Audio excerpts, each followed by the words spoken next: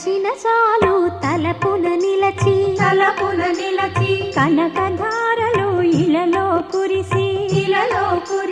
తలచిన చాలు తలపున నిలచి కనకధారలు ఇలలో కురిసి ఐదవ తనము ముదమున ఇచ్చి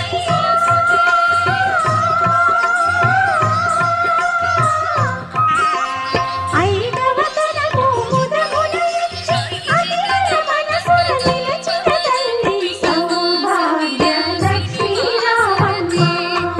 మరిమేలు జనని సౌభాగ్య లక్ష్మీ రామమ్మ